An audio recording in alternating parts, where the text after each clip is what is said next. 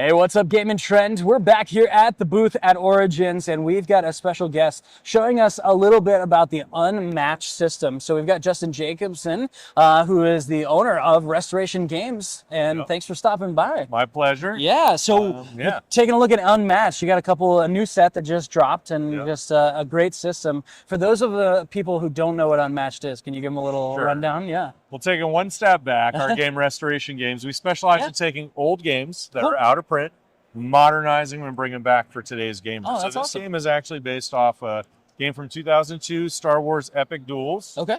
Which was really cool because it had a bunch of Star Wars characters and you could take any character and fight it against any other character. And it was like pretty cool at the time. And so when we decided to bring this one back, we said, well, why stop at Star Wars? Also, we couldn't get the Star Wars license, by the way. I get that. It makes sense. So we said, let's mix and match other heroes. We have heroes from Myth, Legend. We do have some licensed sets also. And our most recent two sets are Sun's Origins, which features two heroes from Japanese legend and history. And Slings and Arrows, which is based off of Shakespeare. Yeah. And so that's our most recent set that just dropped. And what's cool is every hero is custom made. They each get a mini, some health dials, a deck of cards, and they each have their own unique sort of mini game that they're playing. And honestly, with Slings and Arrows, that was one of the ones where we pushed it to the envelope. So they're pretty different. And so basically the goal is each deck has a hero. In this case, the Wayward Sisters, the witches from Macbeth. They actually have three heroes. So you win the game by defeating the other person's hero. In this case, you have to defeat all the witches, or Hamlet, Queen Titania, or William Shakespeare himself is one of the other heroes. And again, they all play completely differently. That's what's so cool. So if you look at the witches, they actually have every hero has their own unique deck of cards with custom art, really amazing art. We get some of the best artists in the business. And this one was Zoe Van Dyke did the art for this. She's a repeat for us. There's some really cool stuff in here. There's one of these cards. It creates a triptych.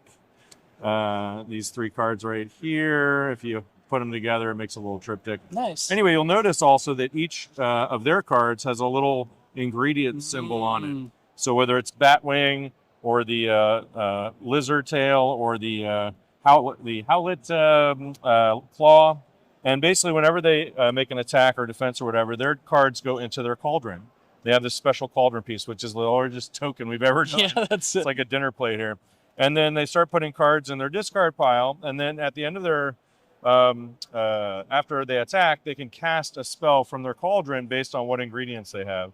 So if I had the claw and the bat, I could, after I attack, deal 1 damage to a fighter that shares a zone with any of the other fighters.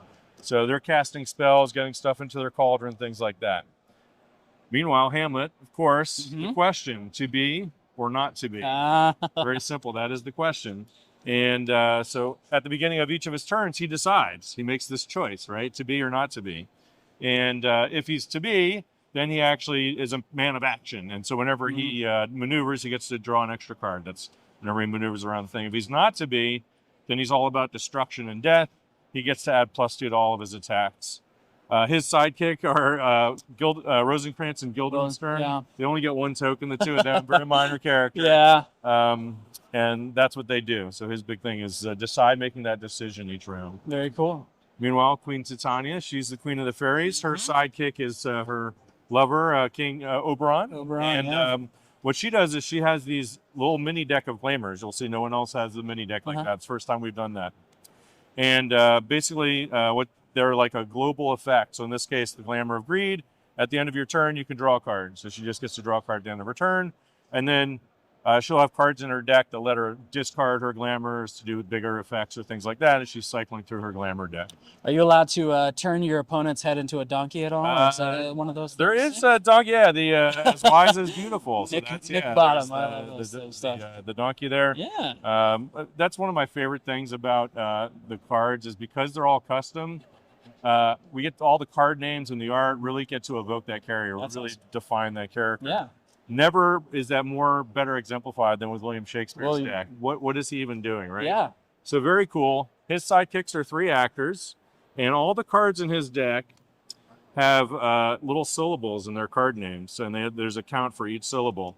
After you play a card, it goes to your line, and what you're trying to do is build up an iambic pentameter So in this case, what do we need? That's 10. Uh-huh. So if after I play a card, I play it to my line, if it equals exactly 10, I've created a perfect line. Uh-huh. I recite the line, and then I get to trigger a special effect.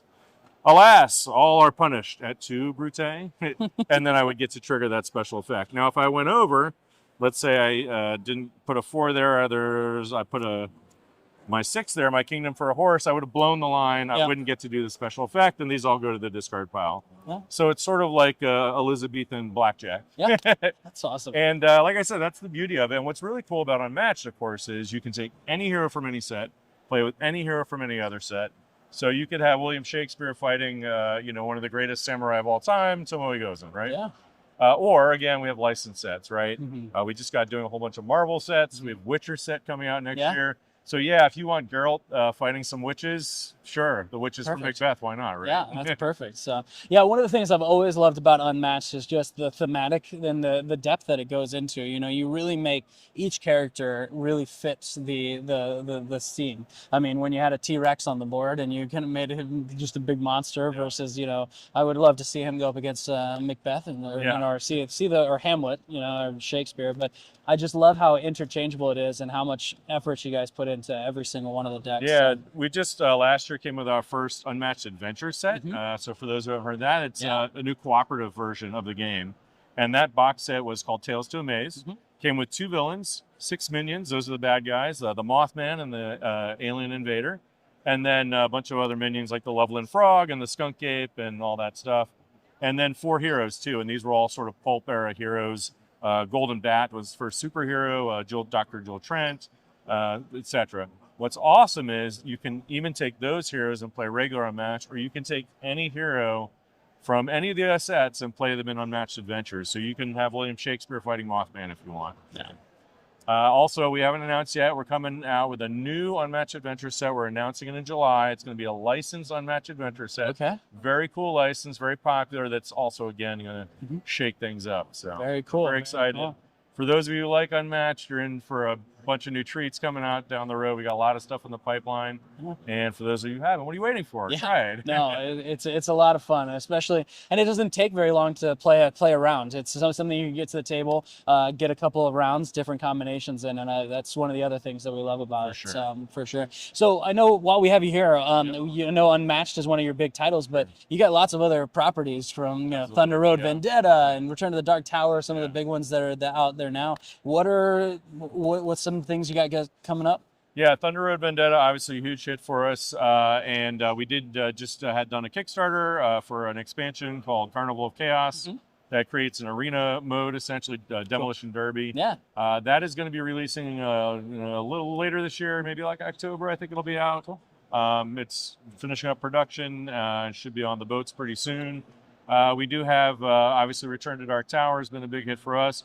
One of the reasons we get together at the conventions here is the whole design team, we're spread out around the country. When we get to conventions, we're all in person. We get to do some play testing. So haven't announced anything yet, but we are working on another expansion for Return to Dark Tower. Who knows when that's going to drop? Certainly not this year, but it's something we're working on. So yeah, we're having a lot of success these days, thanks to all the fans out there. And we love working on these games. So. Yeah, well, you keep putting the love and the effort in, and people like to come, and it just shows that you guys put a lot of work into these things, a lot of thought, and it's something that's appreciated in the space. So we appreciate that over at Gamingtrend as well. So, well, if people want to get more information about Unmatched or any of your games, what's the best way to do that? Yeah, restorationgames.com is our website. There's a place to sign up for our newsletter. About once a month, we send something out, keeping you up to date. We also keep people informed on anything specials we're doing, things like that. So that's a good way to do it. Or on social media, Restoration Game on Twitter. I still call it Twitter. Or Facebook. There's a really strong Unmatched community. We have a really vibrant Discord too, especially for the Unmatched community. We have some tournaments and things like that we run with Unmatched. So yeah, a lot of great ways to get involved. Very cool. Well, thank you so much for stopping by and showing off the game. If you haven't seen it on our website, we just recently reviewed the Slings and Arrow expansion. You can check out that written up over there at gamingtrend.com, and you can check out all of our other gaming reviews, news, and previews for upcoming Kickstarters and things. But thank you so much for stopping by the booth, Justin. Great and to see you. yeah, thank you guys for coming and watching. Thanks. Yeah.